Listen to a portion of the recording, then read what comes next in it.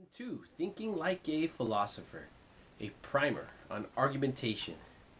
So philosophers are committed to reason and its proper use. And by reason we mean thinking right. And in today's lesson we're going to look at what it means to think right.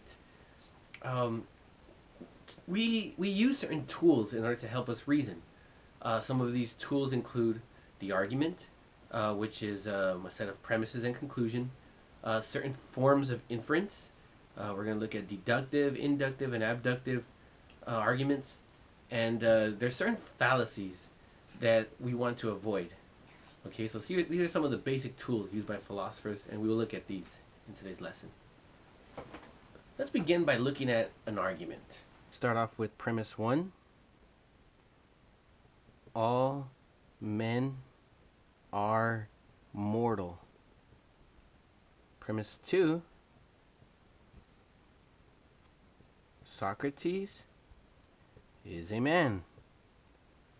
And from this, the conclusion is that we write therefore Socrates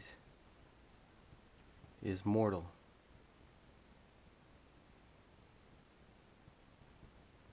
Now, in this case, in this argument, we have two premises. We have premise 1, premise 2, and this down here is a conclusion. This is the final point we're trying to justify in different cases, and we use the different premises in order to support this. Now, there are different types of arguments. The first type is called a deductive argument. In a deductive argument, the premises guarantee that the conclusion is true. In other words, it's impossible for the premises to be true and the conclusion false. The argument I just recited is a deductive argument. It's impossible that all men are mortal and that Socrates is a man and that he fails to be mortal. It's impossible that that conclusion be false. It has to be true. There are a few types of deductive arguments that are worth mentioning. So let's look at a modus ponens.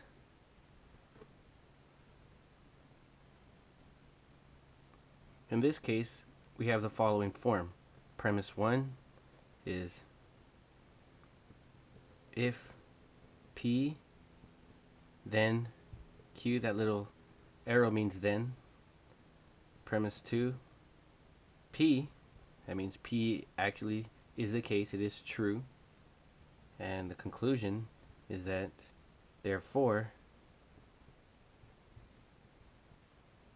Q. Okay, so this is the basic structure. If an argument follows this structure, then we know it is valid. It is truth preserving. We know that if these two are true, then a conclusion must also be true. So let's try to give an actual argument that follows this form. We might say premise 1, if the Lakers play hard, if the, we'll put L for Lakers, play hard, then they will win. Premise 2, the Lakers play hard. And so you can see, I got a room here, and you can also see that the conclusion follows that the Lakers will win. So it follows the basic structure. This is an if P then Q. P, this is the if P then Q, P, and then therefore Q. So now let's look at modus tollens. Another valid form of deductive argument. This one has the following structure. P1 is if P then Q. Premise 2, not Q. That little squiggly line means not Q, as in Q is not true or as in Q is not the case. And the conclusion is that thus not P, or P is not true. So if P entails Q, but Q is not true, then we know that P is not true, or P does not obtain. So let's try to give an actual argument that uses this form. We would say, premise one, if the universe, and we'll use U for universe, if the universe is eternally old, then there is no hydrogen, hydrogen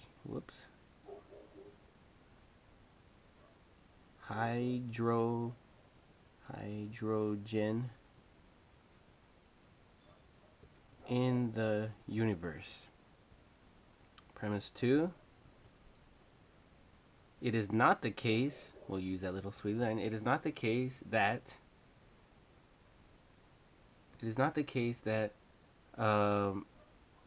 there is no hydrogen in the universe. Therefore, it follows that the universe isn't eternally old. Okay? So this, again, this is modus tollens. It has this structure up here. This is if P, then, and here's the Q. But it is not the case that Q does not obtain. Right? This is Q. In premise 2, we are asserting that Q does not obtain. And so it follows from this that P is false, or that P does not obtain. And remember, this is P up here. This is our P, and now we've denied P down here. We've said that P is not true. Let's look at another valid form of reasoning. This one's called a hypothetical syllogism.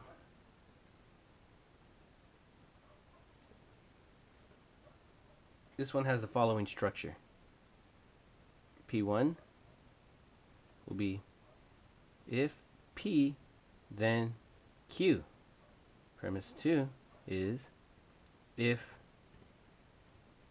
Q, then R. From this it follows that if P obtains, then R will also obtain. And so an example of this would be if the Lakers play hard, then they will win the NBA Finals. Premise 2 might be if they win the NBA Finals, then Kobe will win the MVP. Thus it follows that if the Lakers play hard, then Kobe will win the MVP. Now let's look at another valid form of deductive reasoning. This one called disjunctive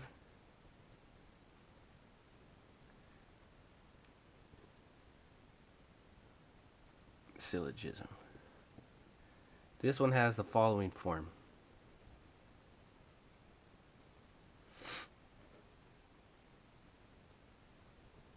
P or Q. Okay, that V, let me do that V again. P or Q. Either P or Q is true. Premise 2 is that not Q. And so from this it follows that P is true. Okay? So we might say in premise 1, this is an example, we would say either the Lakers will win the NBA Finals, or Q, the Celtics will win the NBA Finals. Remember, we're using P and Q to stand for sentences. So P is that the Lakers will win the NBA Finals, and Q is that the Celtics will win the NBA Finals. So premise 1, if someone used this form of reasoning in an argument, they might use it like this. Either the Lakers or the Celtics will win the NBA Finals. The Celtics will not win the NBA Finals. Squiggly line, that means not. It is not the case that the Celtics win the NBA Finals. So it follows that the Lakers will win the NBA Finals. So the last argument we're going to look at is the reductio. Now this is basically a modus tollens, where we deny the consequent, and that therefore we infer that the antecedent is false. But it's a special type of modus tollens. What we do is we assume that the antecedent is true, and we show that it leads to an absurdity. And since this absurdity is not the case, since it is false, we must deny the premise that led us there. So suppose we have the following argument. If the earth is flat, then all astronomical and geographical beliefs are false. Right? But we know, this is premise 2, it is false that all of our astronomical and geographical beliefs are false. Therefore, it follows that the earth is not flat. Okay, so notice the basic structure. If E, then O, not O, therefore not E. And so we stipulate, let us assume that some proposition is true. If that proposition is true, it entails some absurdity. But since that absurdity is not the case, therefore we must reject the proposition that led us there. So much then for deductive arguments. Now let's look at inductive arguments. In an inductive argument, the premises do not guarantee the conclusion, but they either strongly or weakly support a certain conclusion. So here is a typical inductive argument. Premise 1, the sun has risen every morning in the past. Conclusion, therefore, the sun will rise tomorrow. Now, consider another example. Premise 1, Socrates studies hard for his test. Conclusion, therefore, he will pass the test. Now, it's true that if you study hard, that makes it more likely that you will pass the test. It doesn't guarantee that you will, but it does strongly support it. And so we see in this argument that the premises do support the conclusion. It doesn't guarantee it. It is possible for him to still fail a test, but it does make it probable or plausible. Consider another type of inductive argument, argument by example. The winner of the 2007 NBA Finals had a skilled center. The winner of the 2008 NBA Finals had a skilled center. The winner of the 2009 NBA Finals had a skilled center. Therefore, the winner of the NBA Finals of 2010 or whatever will have a skilled center. Now, it's possible that the person could win the finals without having a skilled center, but given the pattern, the examples we're seeing in the past, it kind of supports the conclusion.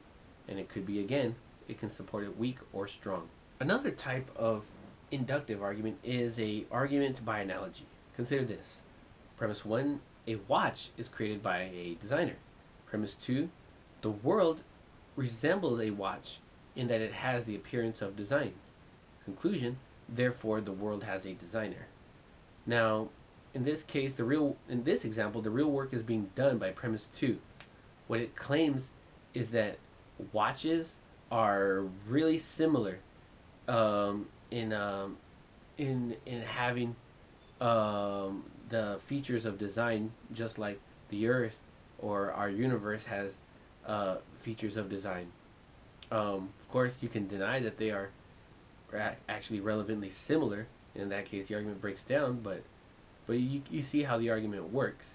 It appeals to some type of intrinsic properties between two different things. In this case, watches and our world. The last argument, inductive argument, we will look at is the argument from authority. In this case, even premise 1 would say the local weatherman says that it will rain tomorrow, therefore it will rain tomorrow. Now again, the premises do not guarantee the conclusion, but they do support it. As long as the authority is competent in the thing he's speaking of, then that does give you good reason to believe the conclusion. Now, the last type of argument is what we call an abductive argument. This is different than deductive and inductive, but it is a very familiar type of argument. It's something that we do all the time. Another name for this is inference to the best explanation. Okay, so suppose Socrates' car is missing from the garage. Premise 2, Plato always wanted to borrow his car. Premise 3, Plato was seen walking around the garage moments before the car went missing. Premise D, Plato has been known to steal things in the past. And then the conclusion, E, is that Plato stole the car. Now, one way of looking at this is that we have a bunch of facts that we know. These are the propositions. Like, we know that the car is missing. We know that Plato always wanted it, that he was seen walking, and that Plato steals things. These are all the facts, and these function as propositions. Now, what we ask is, what explains those facts? It's possible that aliens abducted the car. It's possible the car just went out of existence. But those explanations do not explain those four propositions, those four facts, in a good way. The best explanation is that Socrates stole the car. We infer that explanation from those four proposition or those four propositions or facts, and so we are justified in believing it, since it is the best explanation. So we've been looking at the structure of good arguments. We said that if an argument follows the structures mentioned before, like modus, ponens, modus, tollens, disjunctive, hypothetical, then your argument is valid. It has the proper form, and as long as the premises are true, then you have a good conclusion, something that's believable, a sound argument. Now, there are bad structures of deductive arguments. So let's look at a few of those. First one is called affirming the consequent. So, consider the following argument. Premise 1. If Kobe plays pro football, then he is an athlete. Now, in this case, in this sentence right here, premise 1, in this proposition, we call this part the if part. This will be the antecedent, and this part, the then part, is the consequent. So you can see that this sentence is composed of two parts, an antecedent and consequent. If Kobe plays pro football, then he is an athlete. Now, premise 2 comes along and asserts that Kobe is an athlete.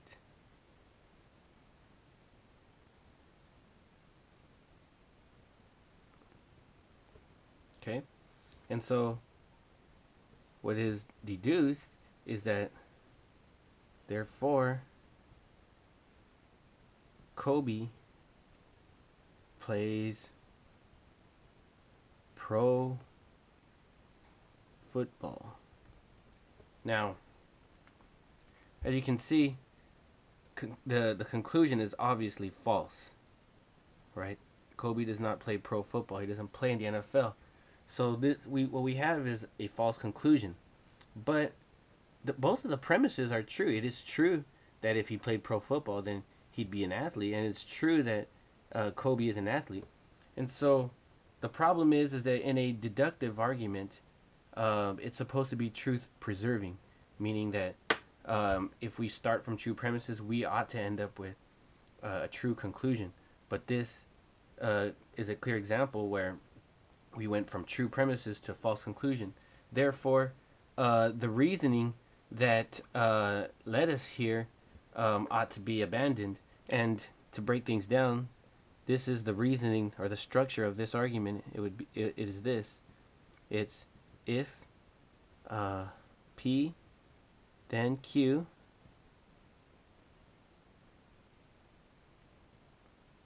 and then we say this argument says Q, then the conclusion is P. So you cannot deduce P from these two premises up here. If you have if P then Q and then Q is true, you cannot deduce P. Here's another fallacy that's similar to the previous. This one we call denying the antecedent. Okay. Suppose someone argues like this. Premise 1. If Kobe plays pro football, remember that is the antecedent, then he is an athlete. Okay. Premise 2. Kobe does not play pro football. And then they argue, therefore, Kobe isn't an athlete. Again, when we look at the conclusion, it's false. It is false that Kobe isn't an athlete. And again, in a deductive argument, we are supposed to, the argument is supposed to be truth preserving. That is, if we start from true premises, we ought to end up with a true conclusion. But in this case, both premises are true. That is, if Kobe did play pro football, then he would be an athlete. And it is true that Kobe does not play pro football. So we have true premises, and so we ought to end up with a true conclusion, but we don't. Therefore, we know that this reasoning is not good. This structure underlying this argument is not good. And so here's the structure that's underneath this. It is this. If P, then Q, then they reason not P. So the conclusion is not Q. But as we've just seen, this structure, which is what's underlying this up here, doesn't work, and so it ought not be used. This is fallacious reasoning. This is a fallacy. Now, another fallacy is what's called a circular argument. Consider the following argument. Premise 1, we should not kill people via the death penalty. Conclusion, therefore, the death penalty is wrong.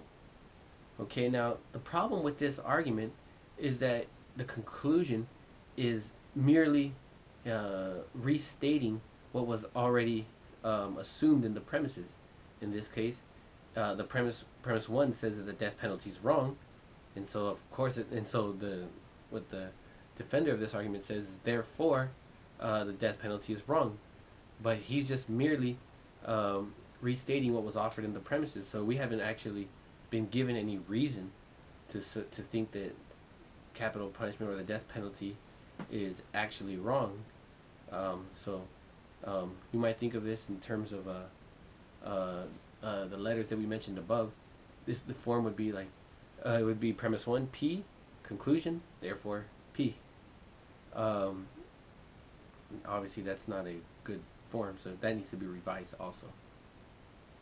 Now, all of these arguments mentioned above are related to the form of a deductive argument, but there are also informal fallacies that are committed. One common one is an ad hominem attack. Here's an example of an ad hominem fallacy. Suppose Plato believes that capital punishment is wrong because you were playing God when you tried to take someone else's life. And then Socrates asks, why think that taking someone's life is something that only God can do? Plato responds by saying, I see what's going on here. You're just a gun-wielding conservative fundamentalist that likes to kill everyone, kill everything in sight. Um, and Socrates responds, even if I am that type of person, that point is irrelevant. We still have no reason to think that taking someone's life is something that only God can do. And so, what's going on in the ad hominem fallacy is that a person's character is attacked. A person is attacked, but that is beside the point. I mean, we're trying to look at whether or not a certain argument is true or is good. We want to know if certain premises are true and if it supports a conclusion. Well, it doesn't matter the nature of the person who's offering the argument. It could be the worst person, but that's beside the point. So you don't want to commit ad hominem fallacies.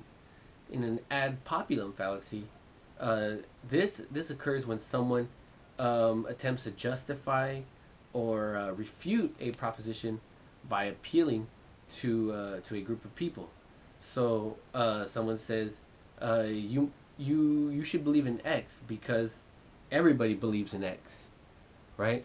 Now, you hear this type of fallacy because you hear it all the time.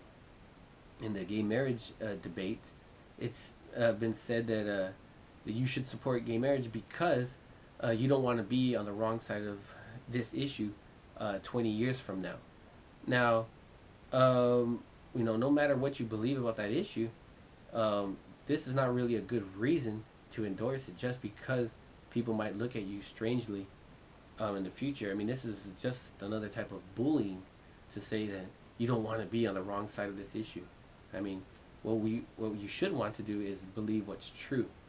And so, when someone makes this type of response to you, this is just an ad populum fallacy.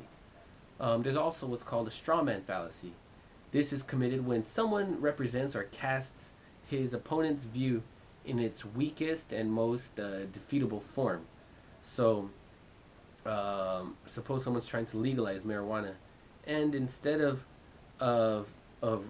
refuting the claims that marijuana has a medicinal value, he will just say that the people who want to legalize marijuana just want to get high, and so we shouldn't legalize it. And so you're really representing the pro-marijuana view in a very weak and easily refutable way. You're creating a straw man, and then you just knock it down easily. You don't want to do that. Instead, you want to represent your opponent's view in its strongest way and then interact with that. Another fallacy is what's called the red herring fallacy. This occurs when someone tries to win an argument by changing the subject or introducing some irrelevant point. Okay, so here's an example of that. Suppose we're talking about abortion. Abortion should be outlawed. Someone says it's wrong to do it, and we shouldn't do it. And then that person proceeds to give an argument for abortion, and then the opponent comes along and says, "But life is precious." Okay, now what will happen here is that probably if the dialogue, if the people involved in the dialogue are not